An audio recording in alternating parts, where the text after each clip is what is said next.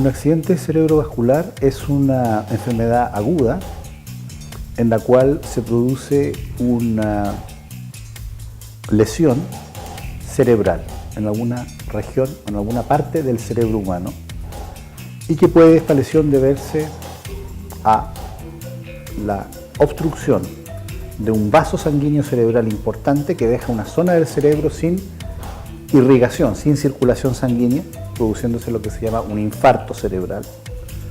O el otro tipo de accidente cerebrovascular es al revés, una hemorragia, lo que la gente comúnmente llama derrame cerebral, es decir, la ruptura de un vaso sanguíneo cerebral que condiciona una hemorragia dentro del cerebro y, por supuesto, lesión del tejido cerebral que sufre esa hemorragia. Esas son las causas y en eso consiste el accidente cerebrovascular, enfermedad que es aguda, es brusca, y por eso el nombre de accidente, ¿no? Que refleja una cuestión inesperada, algo brusco que ocurre en una persona que aparentemente estaba sana en los minutos o los segundos anteriores.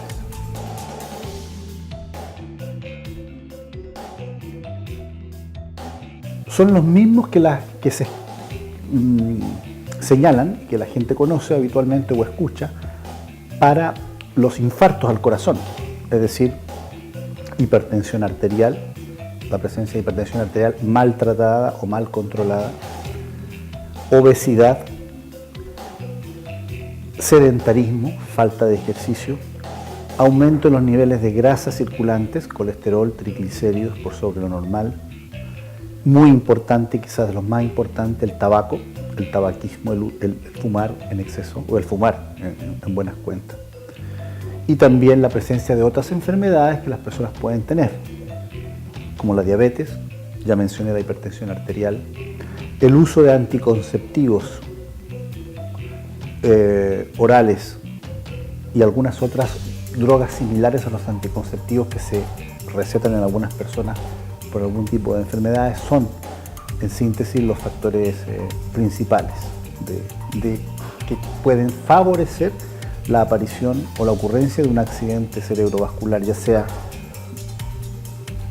infarto, que se produce, como ya dije, por oclusión, por obstrucción de un vaso sanguíneo, o hemorragia, producto de la ruptura de un vaso sanguíneo. Todos estos factores de riesgo pueden estar relacionados con cada una de estas enfermedades.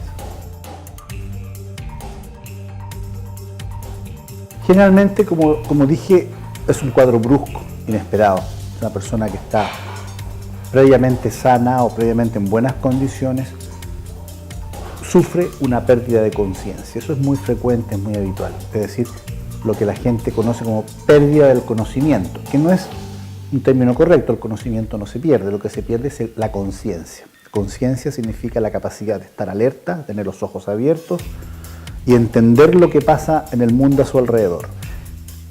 Cuando eso se pierde o se deteriora en forma brusca, ese es el primer síntoma o el síntoma más frecuente de un accidente cerebrovascular. Pero también se acompaña de otros síntomas frecuentes que son la dificultad para hablar, lengua traposa, lengua enredada, no se entiende lo que la persona dice, dificultad para comprender lo que se le dice, es decir, problemas de lenguaje, es otro de los síntomas importantes y frecuentes. Y finalmente el otro síntoma importante es la pérdida o reducción del movimiento, de la capacidad de mover adecuadamente una mitad del cuerpo, lo que llamamos una hemiparesia, es decir, la persona siente que un brazo, una pierna, de forma brusca o en forma, a lo mejor a lo largo de algunos minutos, va perdiendo la movilidad, el control, la fuerza, la destreza del movimiento de una pierna, de un brazo, incluso de la cara, del lado que en este caso está dando los síntomas de hemiparesia. La gente ve que de repente se le enchueca, se le cae la comisura bucal hacia un lado, empieza a hablar de forma traposa y a los minutos después puede sentir que el brazo o la pierna o ambos están perdiendo torpeza. Ese es otro síntoma muy frecuente y la persona, en algunos casos, esos síntomas aparecen sin que necesariamente la persona pierda la conciencia. caiga al suelo, por así decir, dormida. En otros casos, la persona pierde bruscamente la conciencia, cae al suelo totalmente dormida y después cuando despierta está desorientada, con problemas de lenguaje, para hablar, para entender y con un lado del cuerpo que no mueve. Esas son las formas, todas las formas distintas. No hay una forma en que se presente el accidente vascular, hay distintas formas, algunas más leves, otras más bruscas, más severas. Aquellas que se pierde completamente la conciencia, la persona puede caer en coma de un segundo a otro, son las formas más graves. El dolor de cabeza es un síntoma muy frecuente en los accidentes cerebrovasculares. De diversa intensidad, cuando son hemorragias, derrames cerebrales, lo que la gente conoce como derrame cerebral, el dolor de cabeza es casi siempre, en el 100% de los casos, está como síntoma al inicio. La persona dice que le dolió la cabeza en forma intensa, el dolor más fuerte que nunca ha tenido en su vida, de forma brusca, como un hachazo en la cabeza, y de acto seguido puede perder la conciencia, o vienen estos otros síntomas que mencioné antes. Sí, es un síntoma muy frecuente.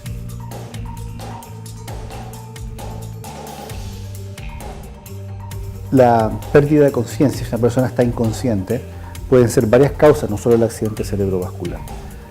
Para saber algunas maniobras que pueden orientar a que esto es un accidente cerebrovascular es fundamentalmente la presencia de un lado del cuerpo que no se mueve normalmente, que no responde. Si la persona está inconsciente no está moviendo nada, pero una forma de provocar movimiento es provocándole dolor intenso en alguna parte del cuerpo. Por ejemplo, pellizcar intensamente una tetilla o con un puño, como un coscorrón, pero apretar con mucha fuerza aquí el centro del pecho, el esternón, con fuerza. Eso es muy doloroso. La persona, si no está en un coma profundo, va a reaccionar. De alguna manera va a reaccionar contra el dolor, ya sea, especialmente con el brazo, ¿de acuerdo? Para sacarse la mano que le está produciendo el dolor. Y con la pierna va a doblarla. Y se va a dar cuenta uno que al hacer eso, la persona reacciona con un solo lado del cuerpo y que el otro lado no reacciona, o reacciona muy poco.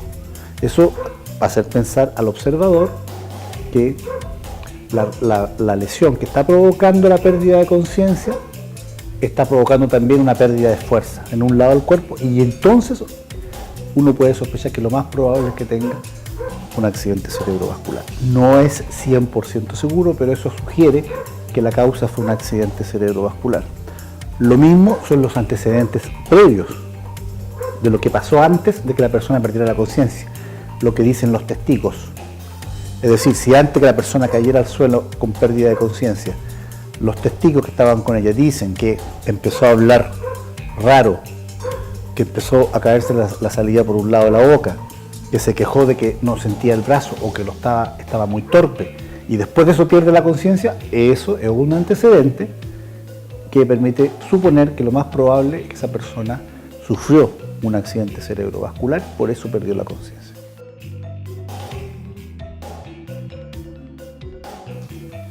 Son muchas las formas en que se puede prevenir, ¿no? ¿Cierto? Desde la niñez, con una adecuada alimentación, aprendiendo a comer en forma equilibrada, siguiendo las orientaciones que se dan al respecto en los consultorios por parte de los profesionales, nutricionistas, médicos y otros.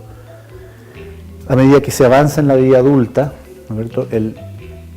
Es muy importante mantener un peso adecuado, evitar el sobrepeso, evitar la obesidad. Eso tiene que ver con ejercicios frecuentes, ojalá diariamente, mínimo media hora diaria, y comer los alimentos de manera equilibrada. Significa comer proporcionalmente frutas y verduras, legumbres, carnes, grasas, lácteos, de manera equilibrada. En Chile tendemos a comer muchas carnes grasas que nos contribuyen al aumento de peso. Y esa es una manera importante de prevenir las enfermedades cerebrovasculares en el futuro. La actividad física, como digo, disciplinada, regular, frecuente, diaria, es una manera muy importante. Y por supuesto, mantenerse en control de salud, especialmente la población de 50 años hacia arriba, debiera tener controles periódicos, a lo menos unas 2 veces al año, de salud general, realizándose exámenes de peso, para saber si está en sobrepeso, presión arterial, exámenes sanguíneos para determinar si el nivel de grasas, de colesterol y otros están elevados y tomar las medidas apropiadas. Lo mismo, exámenes de azúcar en la sangre, de glucosa para detectar a tiempo posible diabetes. Entonces, controles de salud frecuentes, desde los 50 años en adelante, al menos 1 o 2 veces al año, control de salud en su consultorio o medicina general para detectar posibles factores de riesgo que se puedan controlar o que no estén bien y obliguen a la persona a tomar conciencia y realizar estas otras medidas.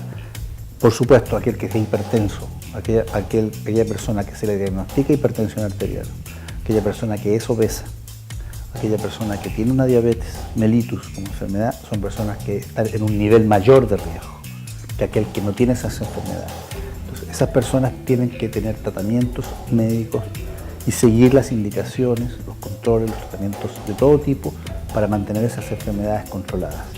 De no hacerlo, el riesgo de un accidente cerebrovascular aumenta enormemente.